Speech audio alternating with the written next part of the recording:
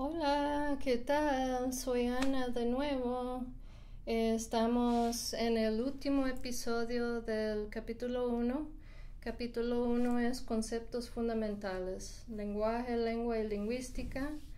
Y en este cuarto episodio vamos a cubrir factores de la comunicación, los elementos de la lengua, las funciones de la lengua, la neurolingüística y las ramas de la lingüística. Así que vamos a empezar de una vez. Ya hemos hablado en el tercer episodio de capítulo 1 sobre la intercambiabilidad de roles, intercambiar roles. Entonces el emisor luego llega a ser el hablante. El hablante llega a ser emisor y así hay ese intercambio de roles y hay comunicación con lenguaje, ¿no? Ahora quisiera explicar un poco sobre los otros términos que aparecen aquí, que son el mensaje y bueno, hay otros aquí que son que tienen que ver con los elementos de la lengua. Así tenemos aquí, ven aquí las letras que aparecen en negro, emisor, bueno, en el círculo, en el óvalo negro. Emisor es la persona que habla, mensaje es lo que dice y el receptor es la persona que escucha. Y luego generalmente el receptor cambia roles, ¿no? Como hablamos sobre el intercambio. Tenemos el contexto, que es diferente para cada conversación, ¿no? No sabemos en verdad cuál es el contexto aquí para estos niños. El canal es hablar en persona. El canal también podría ser mandar text, mandar snap, hablar por teléfono, ¿no? Entonces hay diferentes canales. El mensaje es lo que se dice y luego tienen el código, que es como la lengua que se usa, ¿bien? El código también puede ser, por ejemplo, un dialecto. También tenemos dialecto de text, de mandar text. Ahora casi tenemos dialecto porque se usan varios acrónimos como OMG, ¿no? Como LOL. Ese puede ser parte del código también. Bien. Estos niños tienen su propio código. Son mellizos, entonces se entienden entre ellos, pero nadie más entiende. Tienen que ver el video. Aquí les enseño otro contexto, que aquí está la amiga de mi hija, Susie, y atrás ven a Susie ahí con la sonrisa, mandándose. Entonces entre ellas estaban hablando con ese mensaje entre ellas y el canal frente a frente, ¿no? El contexto, están juntas el fin de semana y el código entre ellas, la lengua que se habla. Pero también, como esta es una foto de Snapchat, ese es otro contexto, es otro canal. El canal es Snapchat, ¿no? Emisor sería la persona que pone la foto y el mensaje es lo que aparece, pero también la foto. El receptor es cada lector que ve eso con el mensaje y el código es lo escrito, ¿no? ¿Qué código es? Inglés, español, otro. Hay un término diferente que solamente se usa entre adolescentes de esa edad, ¿no? Entonces, quería enseñarles ese ejemplo también. Mi hija no sabe que le robé esa foto, así que no le digan. Las funciones del lenguaje, vamos a cubrir esto. Esta es una gran parte de este video. Tenemos diferentes funciones. Entonces, la idea es explicar de forma clara por qué usamos la lengua, qué motivo tenemos, ¿no? Aquí hay las funciones. La reflexividad, pensar en el uso de la lengua, y hablamos de esto con la metalingüística, ¿ok? ¿Por qué usas esa palabra? ¿Por qué dices supiste y no supiste? ¿No? Algo así. Esa es la primera, la metalingüística. La segunda es expresiva. La función emotiva o expresiva refleja las emociones o actitudes de la persona que habla. Entonces hay diferentes maneras de expresarse. Puede decir, qué contento estoy, o me duele la cabeza. Todo eso es para expresarse, enseñarle a uno sus emociones, cómo se siente, ¿no? Okay. Esa es una función emotiva o expresiva. Luego tenemos apelativa. Función apelativa, o también se dice conativa. Esta función es predominante en textos, no text como piensan ustedes de teléfono, una lectura, cuya finalidad es llamar la atención sobre el lector o influir directamente sobre su opinión. Esto puede ser algo político, un comercio de cierto producto, por ejemplo, puede ser la función.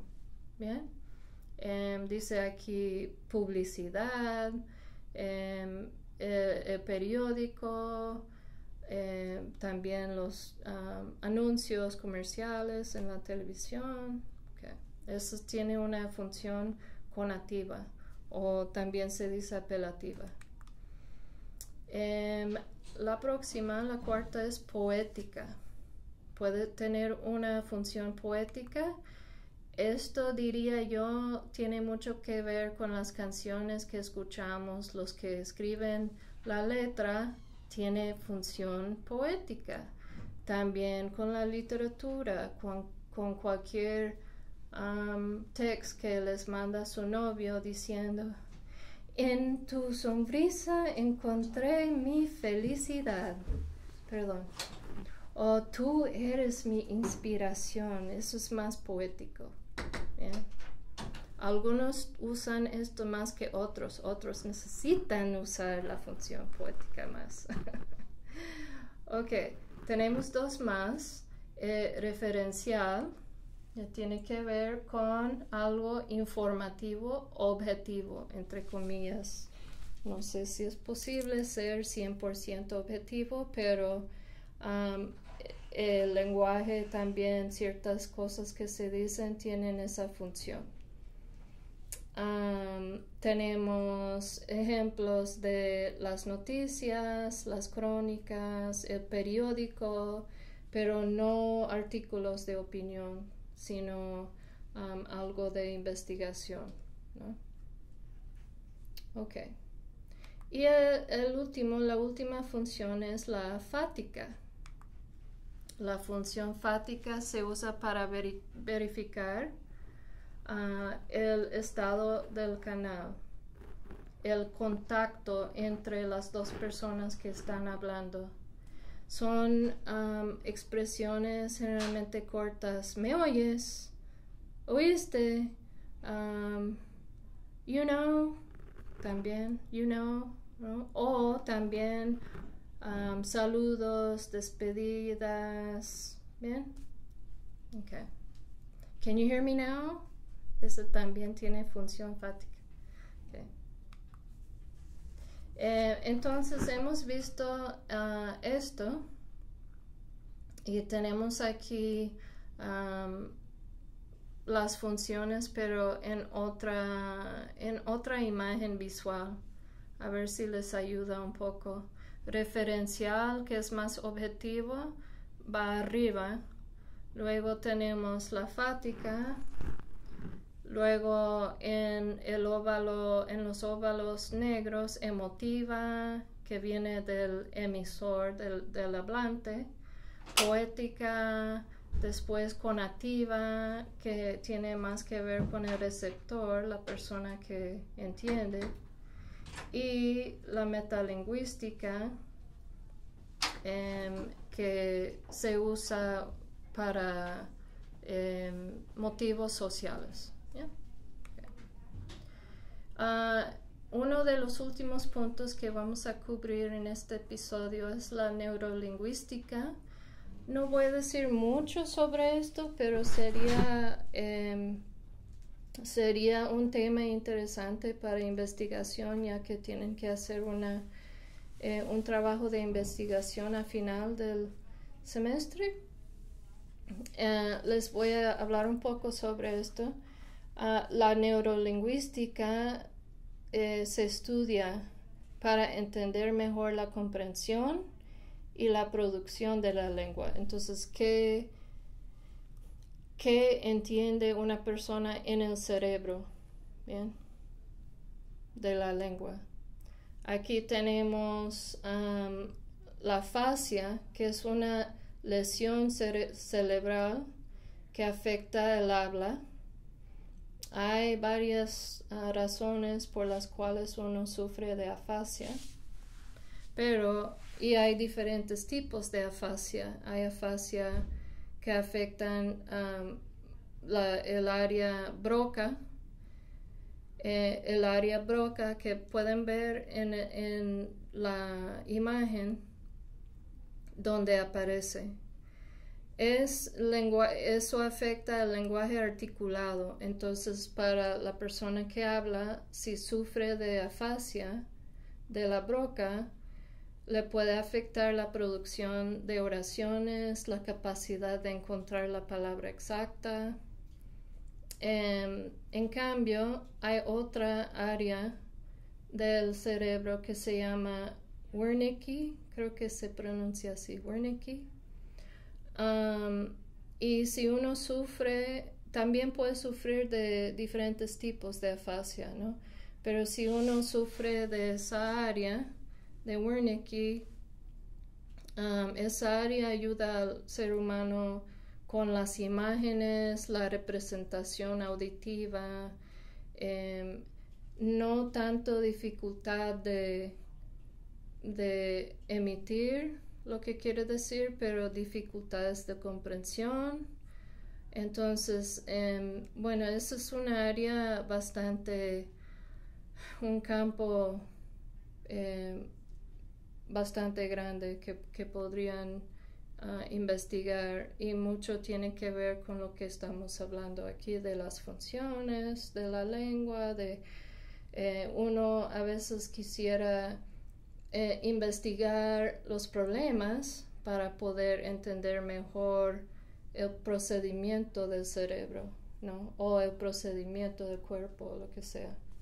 Entonces, ese es un campo bastante amplio y muy interesante. La última diapositiva que tengo para ustedes tiene que ver con las ramas de la lingüística que vamos a estudiar ahora durante el semestre. Yo les he hablado un poco sobre cada una de estas, pero para que entiendan un poco mejor, les voy a leer la lista y dar unos ejemplos. Tenemos la fonética. Dice aquí, categoriza y jerarquiza de manera abstracta las formas en relación con sus diferencias y su función. La fonética es la teoría de la pronunciación, de cómo y dónde se articula. Entonces se usa el cuello, se usa la boca, la lengua, los labios para articular ciertos sonidos. Bien, la fonología Eso es más como la fonética, es más como la teoría. La fonología es más bien la práctica. Dice aquí describir el inventario de sonidos de una lengua de manera concreta, pero también incluye la manera en que una descripción que les comenté, que la lingüística es una investigación descriptiva, no prescriptiva, ¿sí? Entonces la fonología es cómo se pronuncian ciertas letras cuando están juntas a otras, por ejemplo. La morfología intenta explicar y sistematizar cómo se configura la estructura interna y externa de las palabras, a partir del análisis de sus principales constituyentes. Entonces, es decir, mirar una palabra y cada parte de esa palabra. Podemos decir morfología. ¿Qué partes de la palabra existen? ¿No? Hay una raíz, hay una terminación, gia. Morfolo viene de dónde. Entonces, cómo se componen las palabras, cómo se separan entre partes y cómo se ponen juntas, ¿no? Para crear una palabra. Eso también es interesante para mirar cómo se crean nuevas palabras. Bien. La sintaxis es cómo se establece la reacción jerárquica y funcional entre los diferentes elementos dentro de una oración y entre las oraciones de un discurso. Entonces, la sintaxis es cómo construir una oración. ¿Por qué usamos el sujeto primero y después el verbo y después el objeto? Bien, y otras lenguas no lo hacen así, lo hacen al reverso, por ejemplo, objeto, luego verbo, luego sujeto, ¿no? Dependiendo. Esa es la sintaxis, es cómo crear una oración que tiene sentido. No necesariamente gramaticalmente correcta, pero con sentido. Entonces, ahora tenemos la semántica, que es el significado. Dice, estudia el sentido de la interpretación de signo lingüístico, teniendo en cuenta la representación del significado y su referente o elemento real. Entonces, la semántica tiene que ver con cómo el cerebro decide que zapato es zapato, qué imagen la persona tiene en mente cuando alguien dice zapato.